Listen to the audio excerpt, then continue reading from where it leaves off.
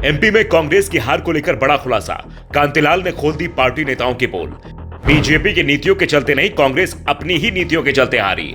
Party के अंदर नहीं दिख रहा अनुशासन, नेताओं की बगावत हार के लिए जिम्मेदार। मध्य प्रदेश में किसी को उम्मीद नहीं थी कि कांग्रेस विधानसभा चुनाव हार जाएगी, क्योंकि जो भी स्थिति दिखाई दे रही थी उसमें साफ था कि पार्टी इस बार आसानी से चुनाव जीत सकती है। राहुल गांधी ने तो 150 से ज्यादा सीटें जीतने का दावा भी कर दिया था। तभी इस जुबान तो बीजेपी के नेता भी स्वीकार कर रहे थे कि टक्कर कांटे की है और शायद कांग्रेस को बीजेपी से ज्यादा सीट मिल जाएंगी। यानी बीजेपी के अधिकांश नेता भी मान रहे थे कि सरकार कांग्रेस की बन रही है।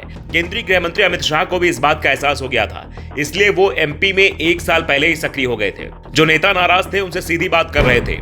यहां तक कि नेताओं के मानने के लिए कई बार कार्यकर्ता सम्मेलन तक रद्द कर दिए गए। यानी प्रदेश के नेता से लेकर हाईकमान तक खबर थी कि एमपी में बीजेपी की हालत पतली है। लेकिन जब चुनाव परिणाम सामने आए तो कांग्रेस के साथ बीजेपी हाईकमान भी चौंक गया, क्योंकि उम्मीद बहुमत की नहीं थी। लेकिन चुनाव परिणाम 2/3 बहुमत से भी ज्यादा बड़ी जीत के रूप में सामने आया। 230 में से 163 सीट बीजेपी को मिली, जो 2003 के बाद सबसे ज्यादा थी। अब अमित शाह मध्य प्रदेश बीजेपी संगठन की तारीफ कर रहे हैं, दावा कर रहे हैं कि यहां का बीजेपी संगठन देश में बेहतर है।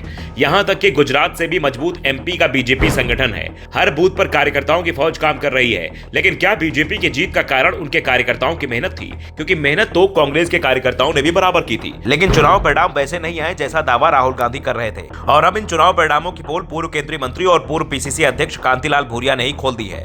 कांग्रेस ने हार की समीक्षा के लिए पीसीसी कार्यालय में मंगलवार को बैठक बुलाई थी, लेकिन बैठक के अंदर बड़ा बवाल हुआ है। इसके बारे में खुद कांतिलाल भूरिया ने बैठक के बाहर आकर मीडिया से चर्चा में बताया। उन्होंने कहा कि बैठक में कई जिला अध्यक्ष और प्रभारियों ने शिकायत दर्ज कराई है कि कांग्रेस के ही नेताओं ने पार्टी के साथ भितरघात किया है। पार्टी 50 से ज्यादा सीटें अपनों की बगावत और भितरघात के चलते हारी है।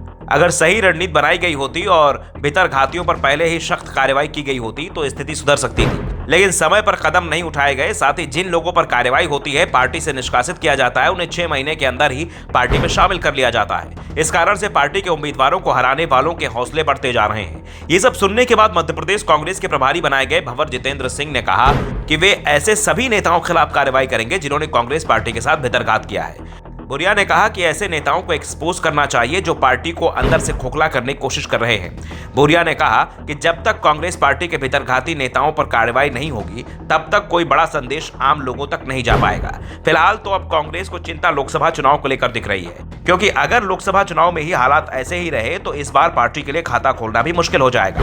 2019 में मध्य प्रदेश के 29 सीटों में से कांग्रेस को सिर्फ 1 सीट पर जीत मिली थी। उस समय सरकार कांग्रेस की थी। 6 महीने पहले ही कांग्रेस की सरकार बनी थी, इसलिए माहौल कांग्रेस के पक्ष में था।